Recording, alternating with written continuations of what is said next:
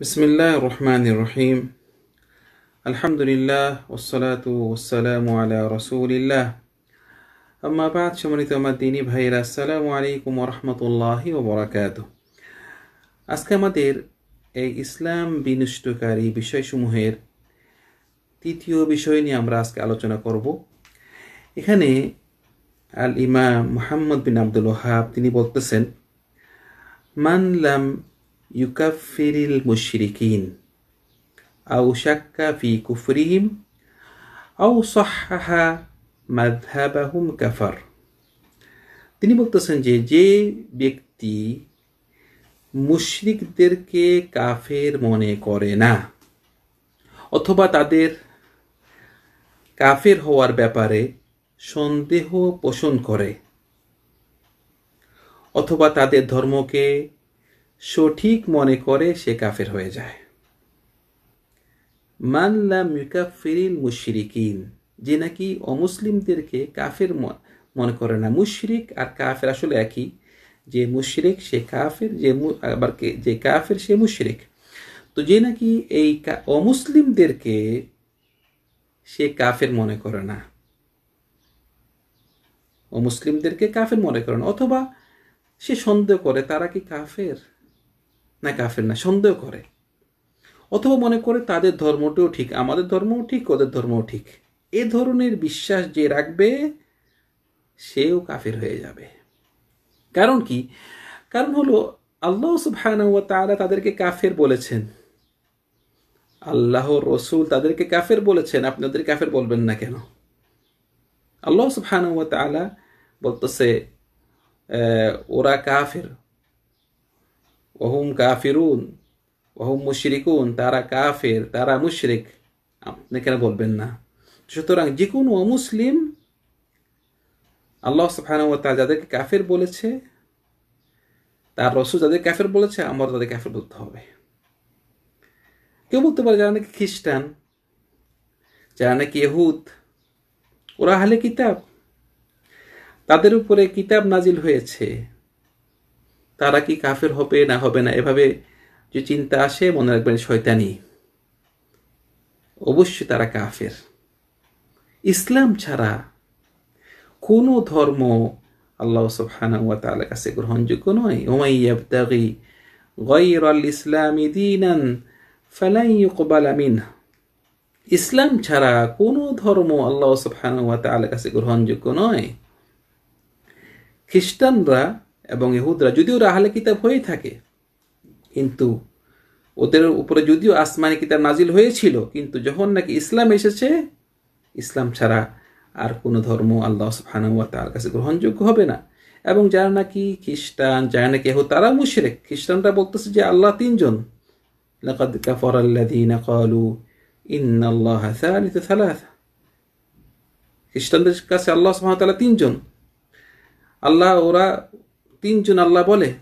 সুতরাং খ্রিস্টান হোক, ইহুদ হোক, সে হিন্দু হোক, বৌদ্ধ হোক, আগুনকে পূজা করুক, অন্য কিছুকে পূজা করুক, যে কোনো অমুসলিমকে আমরা অবশ্যই কাফের জানতে হবে।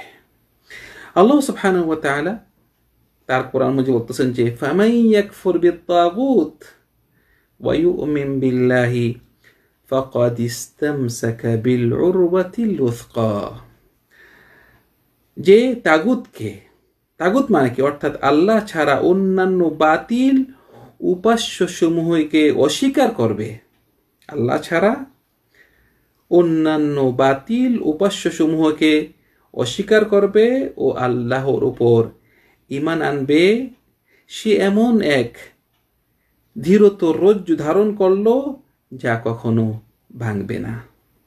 সুতরাং আল্লাহর উপরে ঈমান আনতে হবে এবং তাগুতকে অস্বীকার করতে হবে। কারণ আপনি যদি বলেন আমি মুসলিম, ঠিক আছে, কিন্তু ওরা যে কাফের এটা আমার সন্দেহ হয়, অথবা ওদের ধর্মকে আপনি সঠিক বলেন, ওদেরকে কাফের বলবেন না, তাহলে আপনিও ইসলাম ধর্মে থাকতে পারবেন না। আল্লাহ সুবহানাহু ওয়া তাআলা আরেকখানে বলতেছেন যে একটি অনেক বড় আয়াত, সূরাতুল মুমতাহিনা 4 নম্বর আয়াত, আল্লাহ সুবহানাহু ওয়া তাআলা বলতেছেন, আউযু বিল্লাহি মিনাশ শাইতানির রাজীম, قد كانت لكم أسوة حسنة في إبراهيم والذين معه إذ قالوا لقومهم إنا براء منكم ومما تعبدون من دون الله كفرنا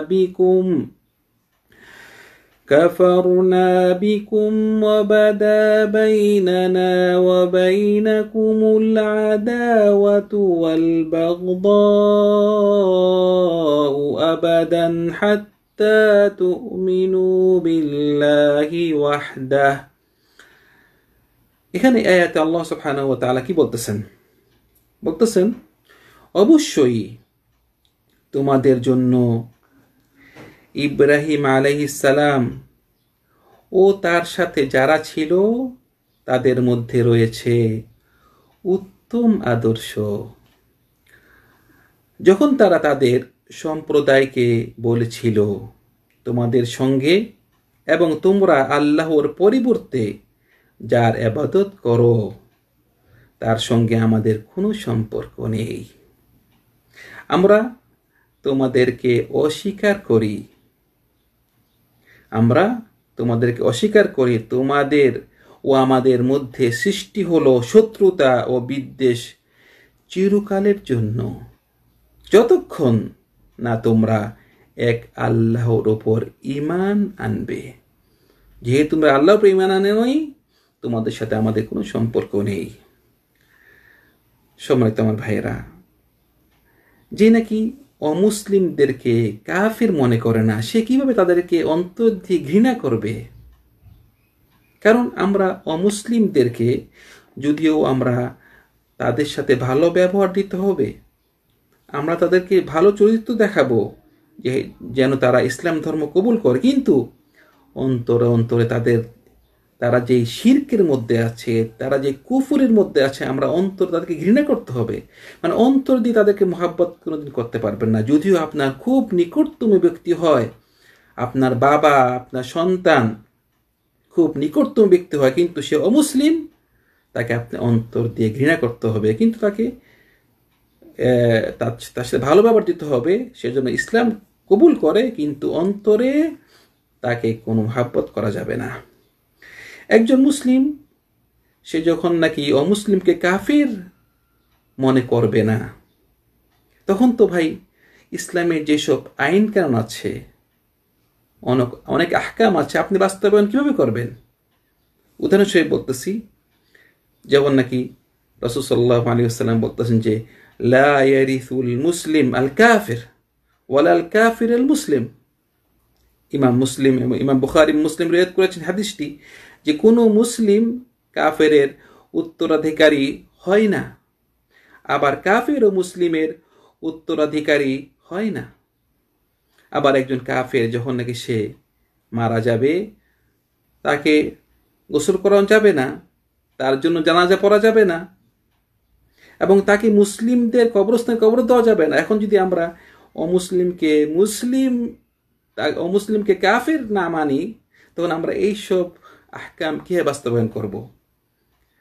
সময় তো আমার ভাইরা, এই ইমামের উদ্দেশ্য হলো যারা নাকি অমুসলিম তাদেরকে কাফের মনে করা, কিন্তু এর অর্থ নয় যে আমরা যারা নাকি মুসলিম তাদেরকে কাফের বলবো। যে বর্তমানে আমরা এক মুসলিম ভাই আর এক মুসলিম ভাইকে ছোট্ট একটি যদি ইসলামের কোনো বিরোধিতা করলো, একটি ইসলামের নিষিদ্ধ কাজ করলো, সাথে সাথে কাফির হতে দিয়ে থাকে। এটি কিন্তু খুবই বিপজ্জনক। একজন মুসলিমকে শর্ট করে কাফির বলা খুবই বিপজ্জনক। রাসূল সাল্লাল্লাহু আলাইহি ওয়াসাল্লাম বলতেছেন কি একটি হাদিসে, যে হাদিসটি মুসলিম রিওয়ায়াত করেছেন, আইয়ুমা আমরিন ক্বালা লিআখিহি ইয়া কাফির ফাকাদ বাআ বিহা আহাদুহুমা ইন কানা কামা ক্বাল ওয়া ইল্লা রাজাআত ইলাইহি।